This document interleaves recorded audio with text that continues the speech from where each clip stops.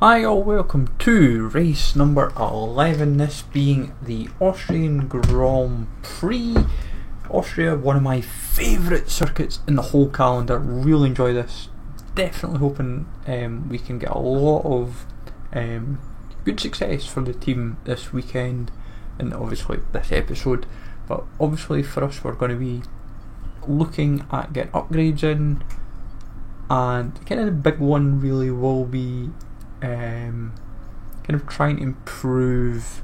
I think power is going to be a big one because that's going to be putting a bit of time in, but at the same time we'll see how the resource points go. But we kind of have obviously still got a couple upgrades going on as we speak, but the big thing we're going to spend a lot of time off screen doing, I'll not show it, is I'm going to do a lot of this practicing with setups, just because this is such a fast circuit, and also because we have 100 laps to kind of do over a race weekend. This is probably one of these races that's perfect for it. And I'm also planning, I think De Vries seems to be the consensus, so I'm thinking once Correa's contract runs out to get De Vries. We did the vote on the channel and it seems to be the most consensus. Bring De Vries in. Correa's just not really cut out for us. Like, I know like 8 kind of others are like 1.5, but I think De Vries is maybe perfect for us. Just kind of improve him dramatically would be the kind of play, as it were, and I think maybe make De Vries be our second driver for like a long term thing. Stick with him not just for the rest of this season, but maybe like the season and beyond. Try and put a bit of hard graft in him. I think with Correa it's just not materialised. I think the biggest problem I've noticed as well, I've just not really. I thought after Bahrain that he might have like Bahrain still kind of has been the one race where Correa's looked very good, and since then he's never really done anything. So he's kind of just went progressively backwards, and despite putting a bit of effort into trying to improve him, it's just not happened, as it were. But we live and learn, I suppose. But also we just went over like everything, like again with our R&D, just kind of get an idea of what steps we'll next take, because chassis we don't do much on, but aerodynamics is quite a big thing that we need to improve on as well. We've kind of neglected this element for quite a while, but I'm finally doing it. This actual particular upgrade I have been, I think, very early in. I think like race 3 or 4 I think was when we hadn't done it, but obviously engine power I think is going to be a big element to focus on, probably with Monza, if the upgrade can happen by then. I think possibly always build up enough resource points usually anyway, so I'd imagine we can maybe get that upgrade like for engine power kind of in. I've also got to try and get a fast setup because this is a fast track, but Monza's even quicker. Monza is literally some of the longest straights in Formula 1. But we spent quite a bit of time, as I said, in practice. What we also did with practice was working on the difficulty. We tried to play about with it. So like each session we tweaked the difficulty every time. So I think P1 we did I think we did like 90 or 85 I think, and then P2 was like 90, and then I think P3 was 95 I think. I think we kind of worked around like the 85 to 95. We just generally stayed on expert, because the reason being is Austria is a very strong circuit for me usually, but when I'm kind of nailing my bends and that, if I'm not if I'm over certain parts, like usually this final 2 sectors, this final 2 bends here, I'm usually can be quite bad for edging it into the grass sometimes, or just, well, not quite the grass because I'm not usually that aggressive, but like turn 3 especially is usually where AI is quite bad. I've known that for years and years with F1 games. When it comes to turn 3, the AI is shocking. If you can get a good break your breaking point and then get out quick, you're laughing. Like realistically, this is probably one of these circuits where I legitimately could near enough go round without like the racing line, but I still do it mainly because, and it's actually to do with the light on the track. Like my eyes in relation to like the track, I just need that colour just enough to see, because I would literally I would probably bin the car. Like I would misread where to go on my line. But regardless, for Q1, I think I kept this at like 90. I think it was becoming quite a consistent. 90 seemed quite a. I'm sure it was 90 I put. I'll maybe try and remember mind you wise to do it next time. But for Q1 we were pretty much like, we did 2 laps. The second lap wasn't as strong. Correa was alright, but not good enough to make Q2, which is no surprise. I think he's only made like Q2 once, I think, this season. But as I say, De Vries, I think if we put a bit of time into him as well, should pay out hopefully quite well. I think he is definitely a driver. If you put a couple of years, like maybe a good season and a half to maybe 2 years in, you might see the rewards eventually. He might usurp like Latifi and Russell initially, and then kind of maybe become up to like an, like rating wise, maybe like an Albon or a Giovinazzi or something like that. But I think he's got good growth in him with a bit of effort. But for Q2 though, we've been pretty steady. Nothing, no mistakes really of note. But what we did was we kind of worked off it's like the top speed setup that you get, but we mostly tried to focus on just tweaking the wing, the downforce just enough. I just wanted to kind of work on downforce because I'm someone that's like, I do attack this track quite a bit, and we got 4th there. And the interesting part was Hamilton went out on mediums, which made me think, is he going to go out in mediums for the race? If so, that is an interesting strategy from Hamilton. That might play into our favour, but at the same time, because of pit strategy, he may also like get like undercut overcut scenario could play into that as well. Now for Q3, all I'm hoping for is get a good strong lap in, take it for there, and then see if improvements are needed, because I'd quite like to be as high up the grid as possible for the race. Obviously I don't want to be I want to be in contention early. I don't like, for me, as good as I am on Austria, I don't want to be doing many overtakes. I really don't. I want to kind of limit that. I want to kind of have a good balance in fuel.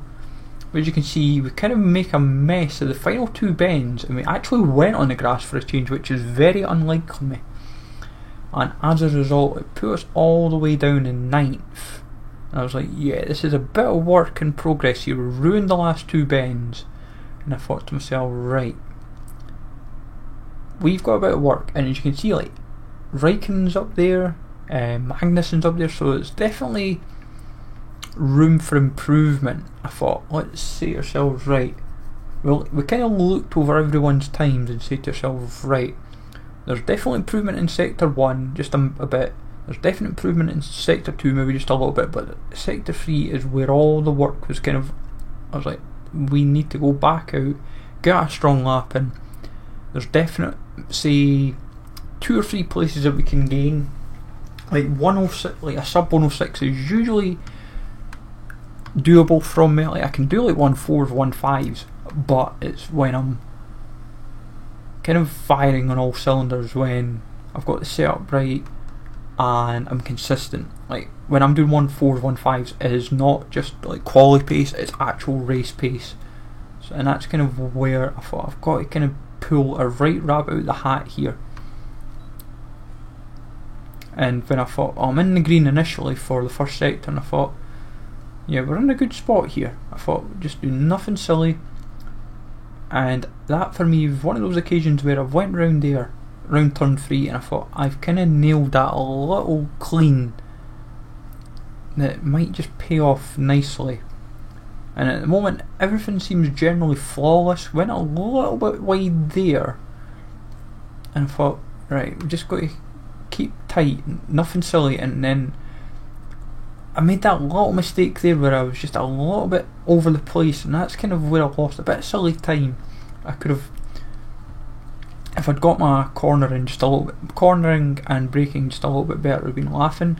Like, I was aggressive here, maybe not as aggressive as I would have liked, but still solid enough to be in the greens. The big question is, was there improvement? Yes, there was, up to P6, and I thought, right, I can take that. P6, definitely strong. What I was noticing in practice and qualifying, Raikkonen's pace was a threat. It's like the Alphas were definitely seeing major improvements. We're up to 75 on Ricciardo. Acclaim is still level 10, working our way nicely to level 11. Hopefully get that in the next couple of races or so. But race day, folks, let's see how that progresses. Sit back, relax, and hopefully we have a good race ahead. Back in 1964. It was at this race that John Watson lost a bet and his beard when he took Team Penske's only F1 victory in 1976. If anything, the stakes are even higher today, with 25 points available for victory and a crucial advantage in the championship fight. It's one of the shortest laps on the calendar today then, with 7 rights and just 3 lefts, making up the 10 corners of this high-speed circuit. Turn 2 is barely a corner at all. They'll be flat out through there, a left-hand kink into the uphill braking zone of turn 3. Turns 1, 3 and 4 are all potential opportunities to overtake.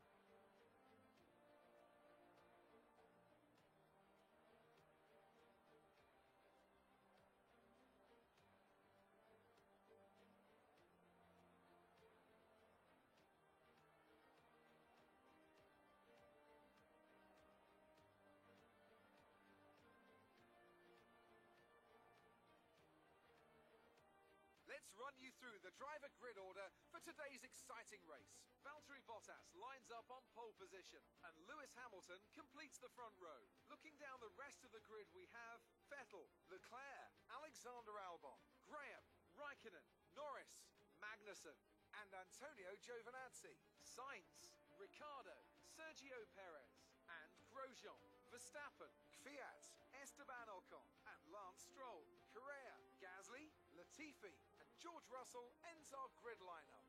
And with preparations almost complete, let's head down to the track.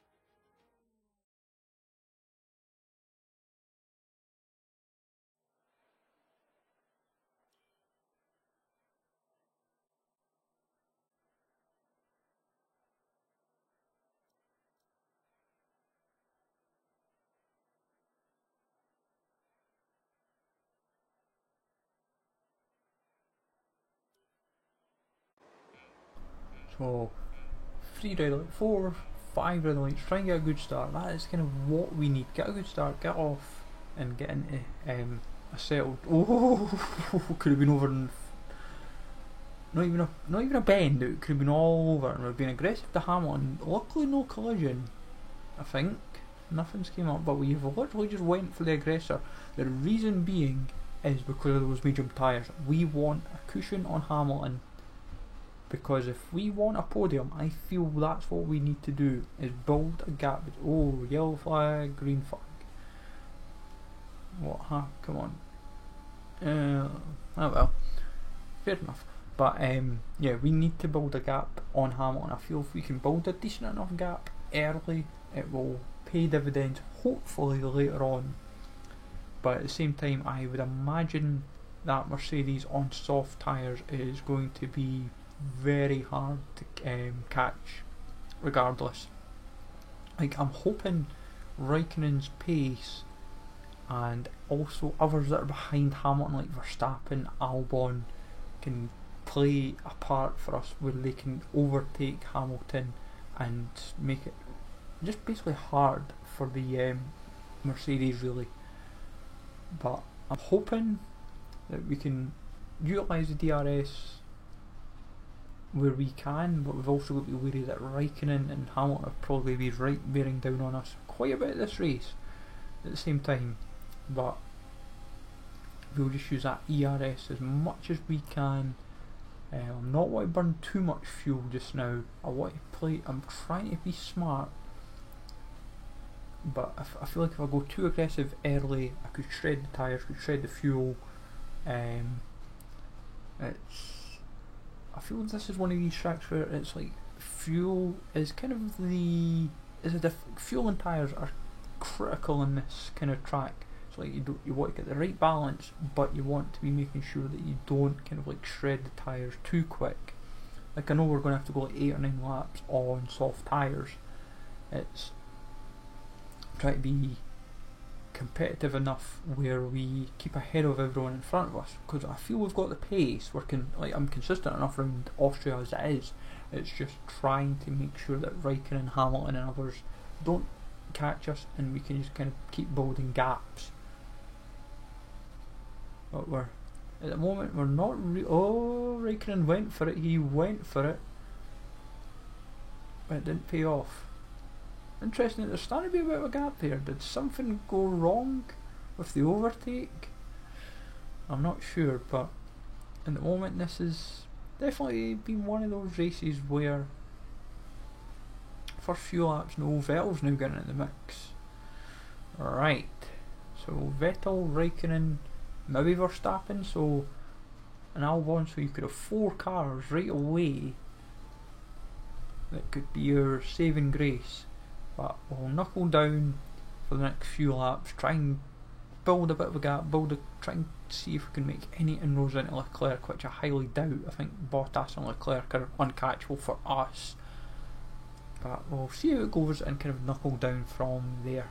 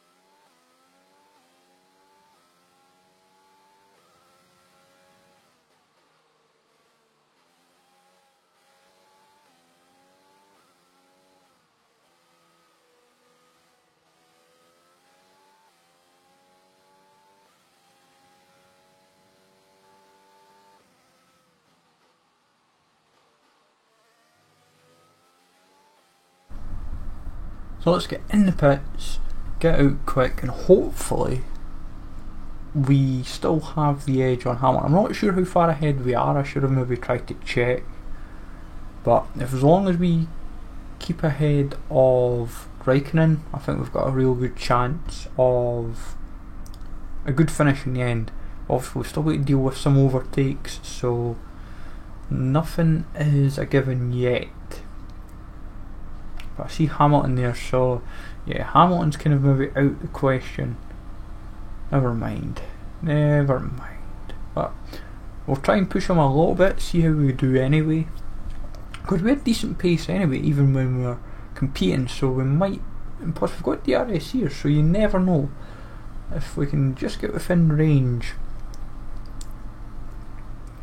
it's just a case of be patient and just take it from there. But yeah, I don't think that's kind of like, forget that idea, Graham. Forget that idea. Hamilton has some pace. He's going to try, and all that would make us get ahead of Hamilton is if he was to make a mistake overtaking like Latifi or something. Unless Latifi goes in the pits now. But yeah, no, that's kind of. I'm not sure what we can get. I'm not sure how many are still out there that are ahead of us. Suppose we'll find out in a minute. Went a wee bit wide there, but we'll rectify that in a minute. How many? Quite a few. So yeah, I can live with that. It's not a complete disaster yet, but I've still got to be wary of the fuel. But I've also got to be wary of kind of just getting Latifi when do we get him, because now we won't have DRS here because we weren't within a second, and Hamilton can just burn away.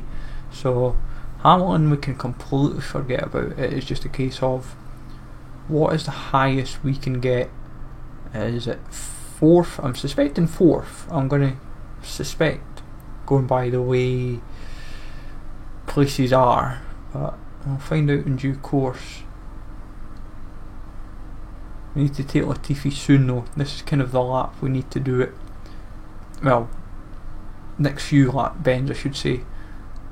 Oh no, I don't want that. That is like the worst case. Oh God almighty. Virtual safety car. Oh God. Right, just put the car into lean. Honestly, I'll actually be in. Well, that's not bad. It's ending fairly quickly, so DRS is enabled, so we must be right back up to pace. That's handy. Oh, it's not as bad as it could have been, I suppose. We'll try and dive bomb him down here. We've got him. There we go. Lovely jubbly. We're not clear yet though, he's still trying to push us. Another yellow flag. What is going on? Unless this is just where the retirement happened, I'm guessing. Who knows? But yeah, no, I think it was too far out the realm for a normal safety car situation. If it had been, then things would be interesting, because I would then suspect like Raikkonen and everyone would be behind me. But at the same time, would people go back in the pits for softs? That's what I would speculate. Because Leclerc's on mediums, we're on mediums, everyone else behind us is on mediums. So yeah, that would be an interesting debate. But then Hamilton would be probably front runner, so it'd be like, could you imagine like 20 cars suddenly going in the pits just to put softs on, or 15 cars or whatever, and Hamilton's like leading the race? Yeah, I don't think that would have happened. But plus, saying that, depending where everyone was on the track, when that happened, we would have been one of the beneficiaries. We could have had a justification to sneak into the pits, but then everyone else might have just thought, nah, we'll just take it. So catch-22, but we'll get back, focus, and just cement 4th. Really, that's kind of all we want to do now, unless something else happens in front. I think realistically we just have to hope and pray Leclerc and Hamilton have a collision. I think that's all we can hope for. to maybe sneak third, because Hamilton is legitimately going really quick here, where even we're not we're not getting even remotely close. It's Hamilton is going for second. I think he'll get it, but I'm not 100%. It's quite a bit of work still to do, but we'll see what happens though. We'll get back in it. We'll maybe speak again near the end of the race.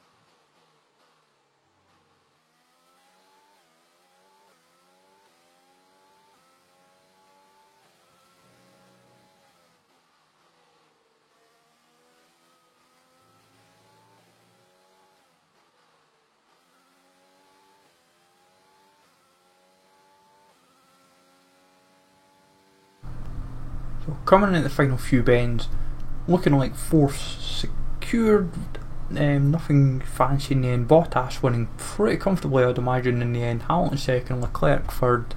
Definitely going to take that in the end. Good points return there on a good strong circuit. Everything kind of clicking very, very nicely. We needed that kind of drive, so I'm definitely delighted with that. Verstappen driver of the day, no surprise. He was pretty impressive in the race, going for what I saw. But yeah, we'll definitely take that. Happy with that for sure. And we'll just obviously now get our head down for the rest of the European spin. Anthony Davidson, a resounding victory today. What set them apart from the rest? Well, this was a real team victory. They put together a solid strategy today that appeared well suited to the conditions out on track. The driver did everything that was expected of them in the moment to really execute the team's plan to perfection.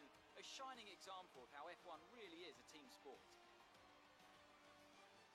And I can see the drivers starting to approach the podium for the victory celebrations. A real team victory today.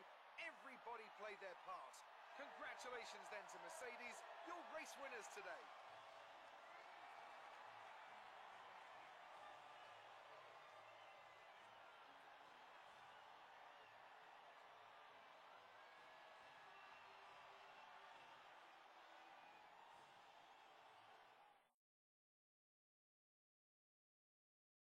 But all in all, definitely happy with how that kind of played out for us.